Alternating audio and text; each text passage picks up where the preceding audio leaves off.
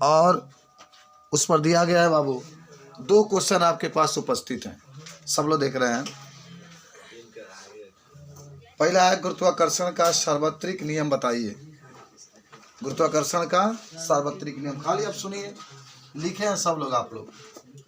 कह रहा है गुरुत्वाकर्षण का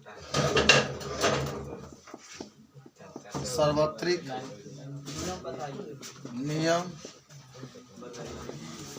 बताइए।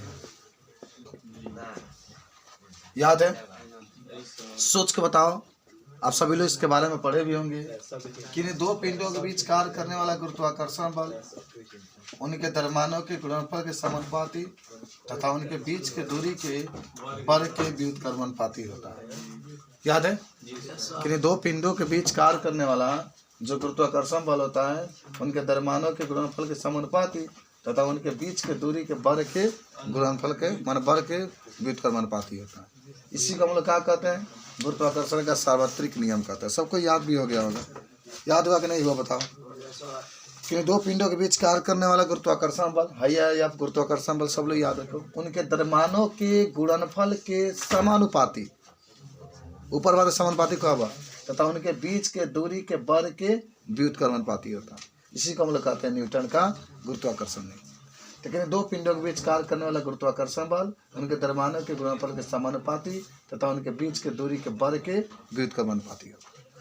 ठीक है, चलो अब दूसरा है, याद होगा ना, तुम लोग तो लिखे भी होगे। अगर यहीं से समानुपाती का चिन्ह हटाते हैं तो नियतांक आता है G/m1 m2 बटा में r²। याद है जी को क्या कहते हैं? कैपिटल जी को गुरुत्वाकर्षण नियतांक, कैपिटल जी को वही सार्वत्रिक गुरुत्वाकर्षण नियतांक। इसका मान 6.67 × 10⁻11।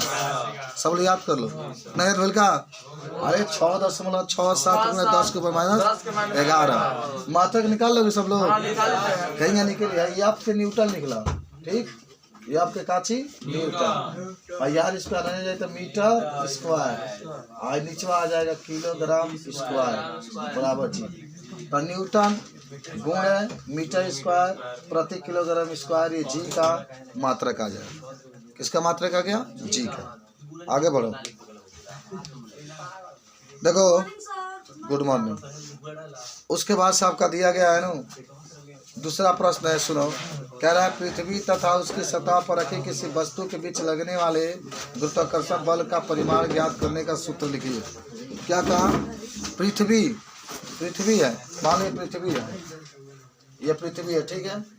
दूसरा का उत्तर बता रहे हैं। तो देखो मैंने कहा था ना, पृथ्वी के द्रव्यमान को यम ई से प्रदर्शित करेंगे। क्यों ऐसा हो रहा है? ई का मतलब होता है अर्थ, ई का मतलब होता है अर्थ, अर्थ का मतलब होता है पृथ्वी के, और यम का मतलब होता है द्रव्यमान। ई का मतलब अर्थ, अर्थ माने पृथ्वी का, और यम का मतलब क्या होता है? द्रव्यमान। और एक पिंड रखा गया इसके ऊपर, एक पिंड रखा गया जिसके द्रव्यमान को आप स्मॉल एम से प्रदर्शित करते हैं। तो कह रहे इन दोनों के बीच में लगने वाला जो गुरुत्वाकर्षण बल है उसका सूत्र। तो कहा होगा यह बराबर capital G capital M E small M बटा में आर ई का स्क्वायर। किसका स्क्वायर? आर ई का। देखो ये अब तो बल हो जाएगा। जी क्या है बाबू? जी है गुरुत्वाकर्षण नियतांक, गुरुत्वाकर्षण नियतांक, और जी का मान 6.67 × 10⁻11। ठीक है। यम ई का मान पृथ्वी के द्रव्यमान कितना होता है? 6 × 10⁻24 वह 24 होता है। क्या देख लिए 24 होता है, यहाँ सामने लिखा गया है, देखो 11 में देखे हम भी लिखा है 24 9 में 10 में 7/4 × 10⁻24 तो लिखा है। क्या है पृथ्वी के द्रव्यमान? देखो ना उदाहरण 10.1 में लिखला बा,